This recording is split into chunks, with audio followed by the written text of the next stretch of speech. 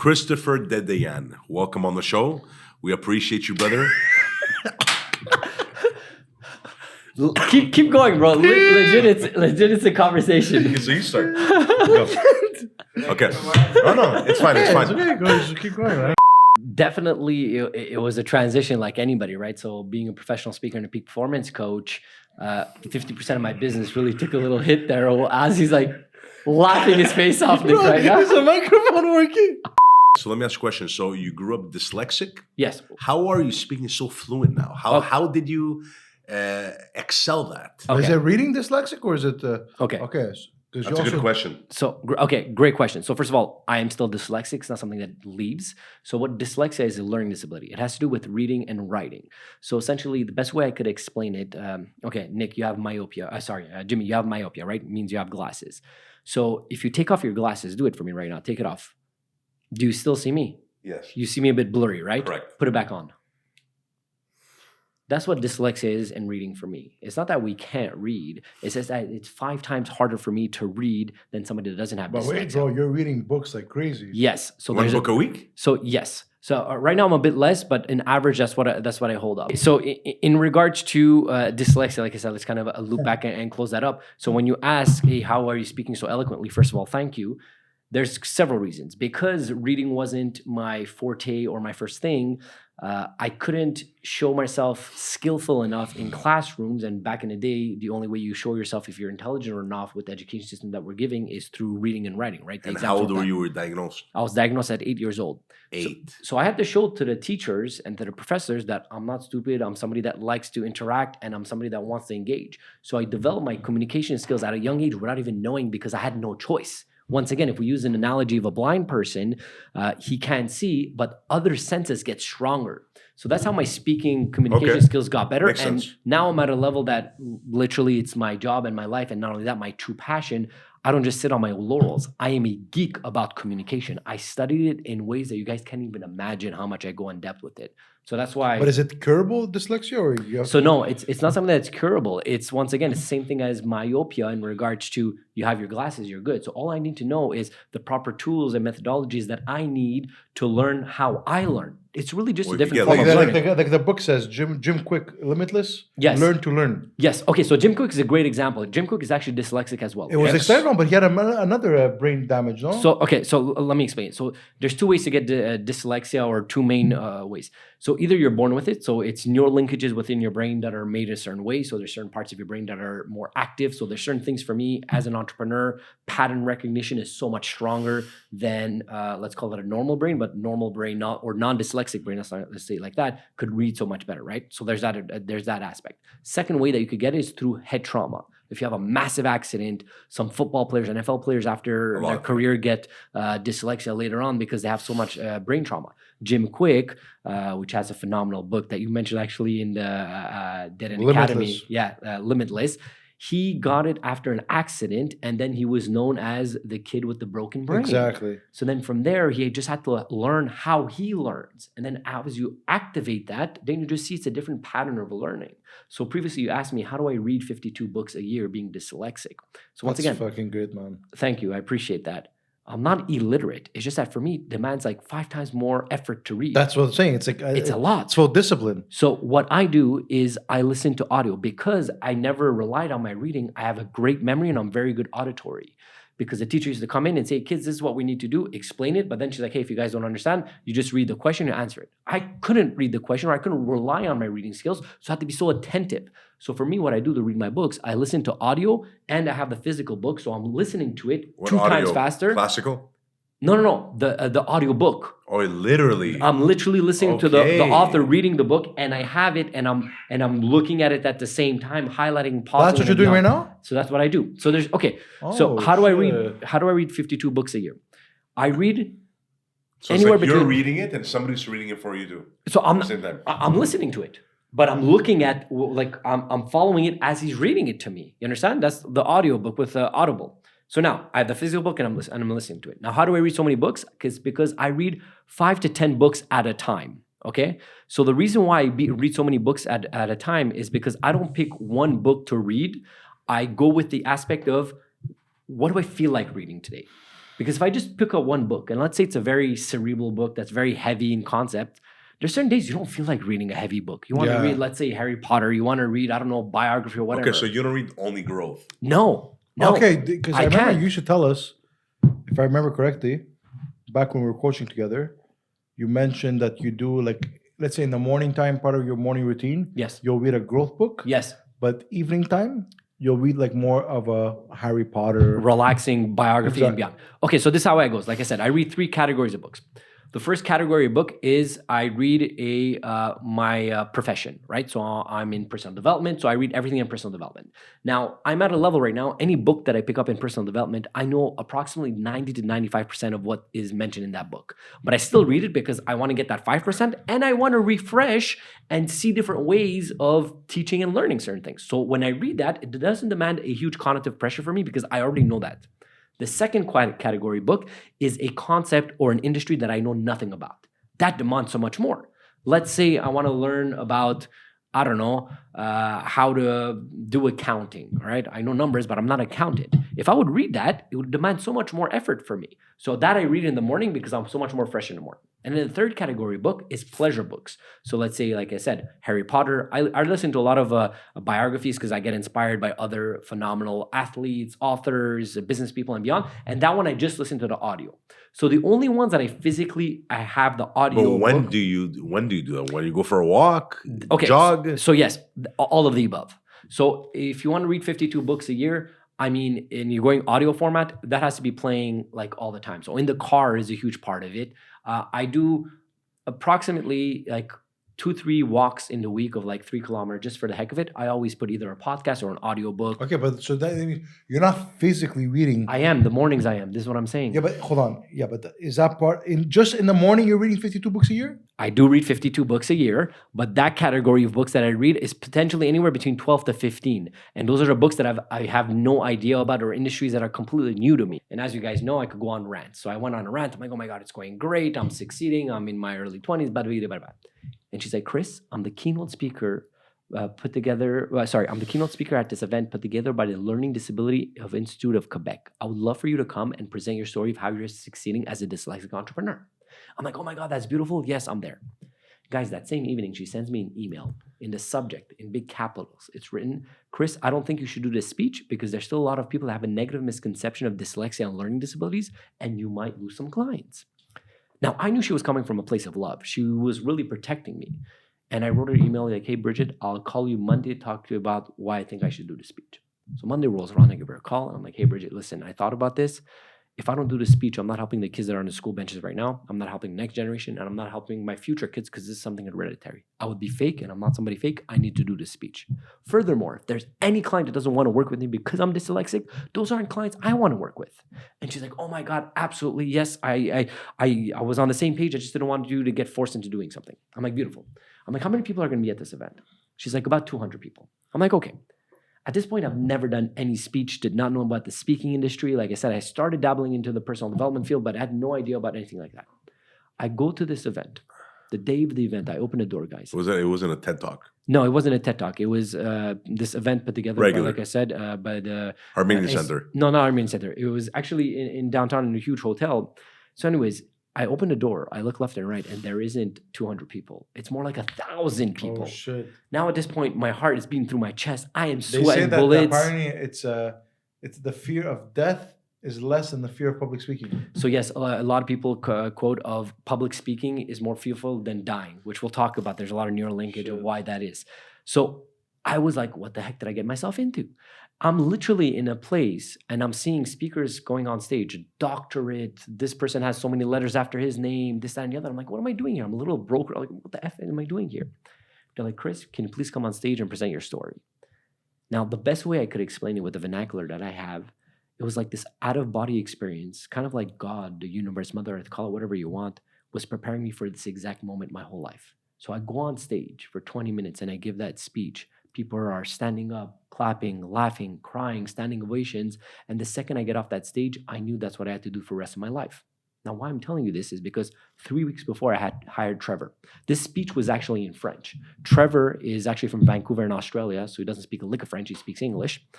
He watched that full speech of me giving that talk in So French. you have potential. He did not say I have potential. The next coaching call, he's like, Chris, he's like, you hired me to make you a top end broker even more than what you are right now. He's like, that's not what we're going to do. I'm like, what do you mean? He's like, you're meant to be a professional speaker. I'm like, Trevor, what are you talking about? Can I even make a career out of this? I'm succeeding very well in the brokerage industry, and it took a lot of effort, and it was very difficult to succeed in this. He's like, yeah, not only are you going to succeed, he's like, you're going to become one of the greatest keynote speakers of our modern time. I see it. And I had no idea about the industry. How did you feel when you were actually giving that speech? Didn't you feel like godly? Didn't you feel like so empowered? Honestly, Nick, it's more than that. Like, Because remember, we used to give speeches too back in the days, man. It was great. It's in front of 100 people, 1,000 people. it's Oh, yeah. it's a when feeling. you have the stages, it's I like, think our record one was 4,200. yeah, it's like having an orgasm or something. But I mean, 100%. honestly, it's one of the best feelings in Raw the world. event. It really is one of the best feelings in the world. But for me, I swear to God, when I go on stage, and that was the first time it happened, I don't even feel like it's me. Listen, I'm a Yes. I'm a You're like a faith-driven messenger from individual. somebody else. Yes, I believe in God. I'm a faith-driven individual. God or Allah? God, bro. Like, it's all the same in my regards. Whatever power you joke. believe in. No, I know it's a joke, but I'm being very politically correct in my Cancelled. answers. Nick, you're canceled. So on that aspect is exactly like you said, Nick. I truly believe the universe, God, is using me as a vehicle and using the knowledge I have for the people. So that's why when I go on stage, and as much as people are like, oh my God, Chris, you're great, this, that, and the other, I'm like, it's not even me. It's fucking God. So that's the way when you get there, it's that and when I coach people is the only time that I feel that really a high level of messenger, like I'm just getting used. And you know what? God does that with everybody. Like, there's something that you're going to tell me that's like, oh, that message had to go through Jimmy so I could get it. And that was meant for me, but he used your vehicle. Yeah. So from that moment on, and this was in March 2017, from that moment on, I completely shifted everything, and our plan shifted of like, okay, how do we exit brokerage and how do I go into becoming a full-time speaker?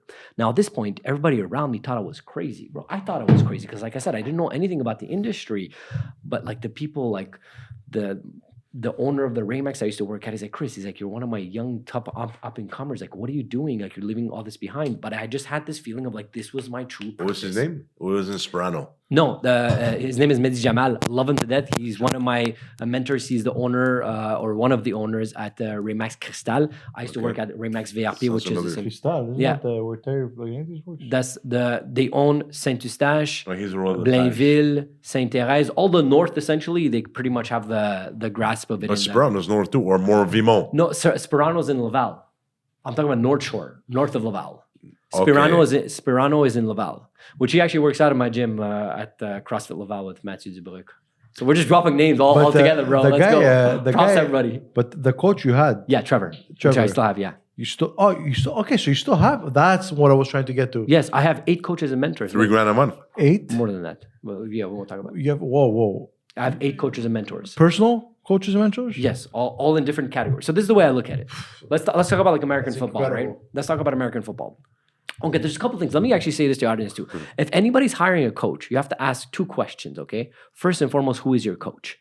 If that coach doesn't have a coach, you don't hire him. Run away from him, okay? Why? If they don't believe in their own products, how the heck are they selling it? In French, we say cordonnier mal chaussé, right? The shoemaker that is wearing dirty shoes. That doesn't make sense, right? So first question. Second thing you have to do is go listen to that person and listen to like their content and see the way that they're explaining things. Does it make sense for me? Is it the way that I digest information and am I learning from him? So those are 2 questions you should ask Makes any sense. coach. So now, why do I have 8 coaches and mentors, or how do I structure it? If we look at American football, the way I look at it, my head coach is Trevor McGregor. Then I have my offensive line coach. I have my defensive coach. I have my special teams coach. I have my quarterback coach and beyond. So now what are those coaches? I have my head coach, Trevor. I have my spiritual coach, Tina Poitras. I have my storytelling coach. I have my business coach. I had a real estate coach and beyond. Now, I utilize these in proper moments. The only one that's pretty much a constant is Trevor. Other ones, I use them when it's needed, let's say 3 months, 6 months, or if I have a situation. Okay, so it's not ongoing every week. No. Okay, No. It's But on the call. On demand, let's say. Yeah, some of them are on demand. Some of them are regular. Some of them, when I start with them, I'm on demand. Like I'm regular with them for 3 months, 6, whatever I need for that thing that I'm looking for. So if I need to be more spiritual, I need to tap into that. I'm going to go get that. If I need to learn how to build my podcast, I have the podcast coach. I have the team that's working at that. If I need to, hey, we're growing the business from here to there, get the academy from here to there. Who are the specialists that I need to get around me? Because here's the thing. I I truly, truly believe this. I could do anything I want in this world. I kid you not. But I can't do everything because there's so much time in your life, right? But I have the skill sets and I know how to develop the skills to anything. But that being said, I know that I'm really great at a couple of things. I'm a phenomenal speaker and I'm working on it every single day. I'm a phenomenal coach and I'm working on it every single day. And I am a great CEO of the business. Everything else I delegate. Like we said, I'm not great at reading and writing. I hire people for that when I need it, right? I'm not great at let's say the video editing. I've done editing. Now I have a full-time editor, which I love him to death, Steven. He's my boy. He travels the world with me when I give speeches. We do videos and all that stuff. Here's a question for not only me as a parent, but for all the parents watching this video right now. Yes. So you were 8 years old when you were diagnosed with Dyslexia. When did your parents identify, and what did they identify that you had something? So they identified it obviously before that because they're the ones that spotted it out. So they noticed that they used to compare me actually with my sister, she's 2 years older than me. And they used to see that when she was my age, she used to read a lot better and she was more advanced in the class. And they saw that the effort was there and it just wasn't connecting. So they went to go see the principal of the school that I was at, which was the Armenian school, Surpagop, and they said, hey, my kid's having this, that, and the other. But usually, sorry to interrupt, girls at that age are quicker than boys, no? So it's or it's below 5. So it's not a question of quick. It's the evolutionary structure of girls and guys within their brain and body is different. So the educational structure is actually made more for girls than guys. The reason why is because just in general, men have more muscle mass and therefore have more energy, so it's harder for men to sit just normally. That's why girls succeed so much better in schools. They're more acute for that aspect, and their brain development and their body development happens so much faster, right? You see a girl that's 15 and you see a guy that's 15, there's a huge discrepancy of the girl that's 15 towards the guy. They peak a lot faster. Men peak at their late 30s, right, in the development of their body. So their brain evolves faster too in that regards. So that's why for girls in classrooms, they're more advanced. Yes, Understood. But there was still a significant difference between me and my sister in reading wise. So when they told the principal was like, oh, maybe you're just like a late bloomer. It takes a bit of time. And my parents being immigrant parents are like, nah, we don't take that as an answer. They did their research and they got me tested. And then finally at 8 years old, I got diagnosed. How do you get tested?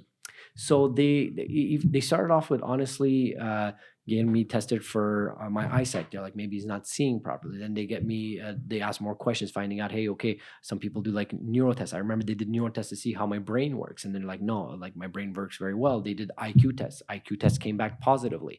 And then once they found down the route of, oh, he has learning disability through reading because they found the specialist, then they started researching what's the best avenue to go about that. And they found the school Vanguard, which is a school specialized for students with learning disability in the greater region of Montreal. And I'm actually still very much involved in that school. You're a president or something, no? Yeah, so I'm the president of their alumni association. I'm a board member of their foundation. That's all my philanthropy is in that field. I want to give back to students, want to give back to the education system. And that first ever speech that I did, actually, the Ministry of Education was there. And they actually did a reform with me for their policy for 2020 actually for their at that point, and I had started doing some stuff with them as well. So my whole goal is I do want to change the whole structure of how education is made because it is completely off, and not just in Canada but pretty much everywhere. What would you change? So what I would change with the education system, honestly, I would just make it more interactive, one. Second of all, I would teach so much more things that are more valuable in lessons that the people are going to use for the rest of their life. I would add, first and foremost, teach them about financial intelligence, okay? I would add to teach them about how to communicate better. Communication is probably one of the most important skills that nobody has learned. And you even mentioned it, Nick. You said that people would rather die than go on stage or speak in public. That doesn't make sense. And if you think about it, the way that we communicate in society nowadays is through speaking. And that's something that we have to practice. But when I'm talking about communication is even more like the ways to utilize it for your advantage in any way.